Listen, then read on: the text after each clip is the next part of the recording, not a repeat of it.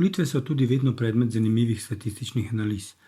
Volitve leta 1990 je v neki obsežnejši publikaciji predstavila Zofija Savec, sodelavka Statističnega zavoda Republike Slovenije. Število volilnih upravičencev v državi je tesno povezano s starostno strukturo njenega prebivalstva.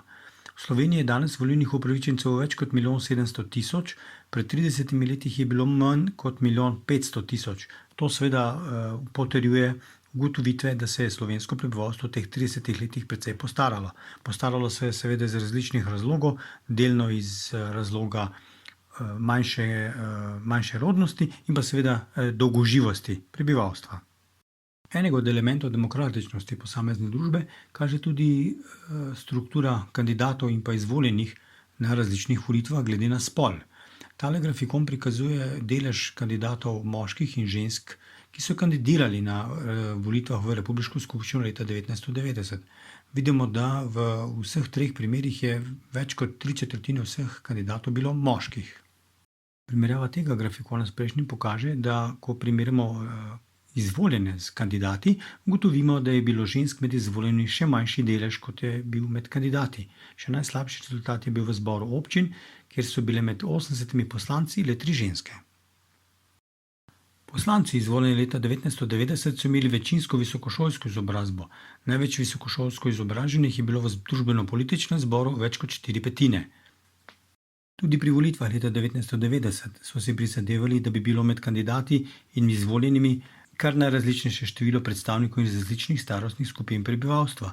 Kako jim je to uspelo, vidimo na grafikonu. Poprečno starost posameznih izvoljenih je bila v glavnem prevladujoče med 40 in 49 oziroma 50 in 59 letom starosti, medtem ko sta obe starostni skupini z začetka in pa z konca starostne lestvice predvsem manj zastopani, torej mladi in starejši so bili manj zastopani kakor srednje generacije.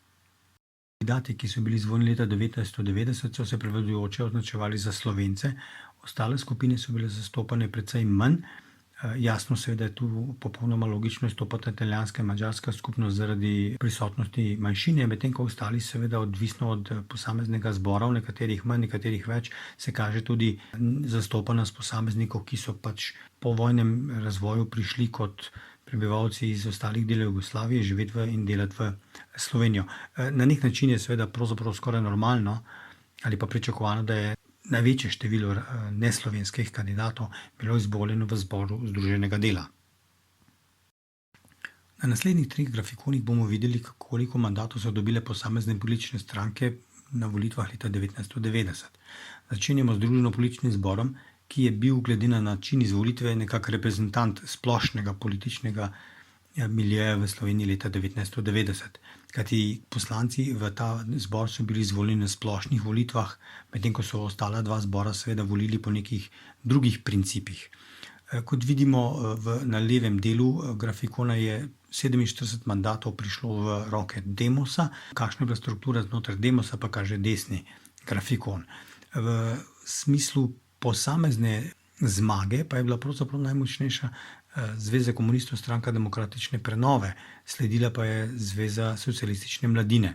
Na to pa so sledile po številu najmočnejše stranke iz skupine Demosa. Struktura znotraj ostalih 2 zborov je predvsem problematična iz tega, ker je bilo v zboru Združenega dela pravzaprav kar 43 mandatov takšnih, pri katerih ni bilo moč popolnoma natančno ugotoviti, kateri politični stranki ali opciji izvoljeni pripadajo.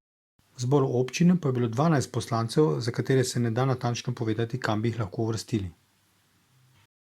Leta 1990 so slovenski volivci na neposrednih volitvah izvolili tudi predsednika predsedstva Republike Slovenije in člane predsedstva Republike Slovenije.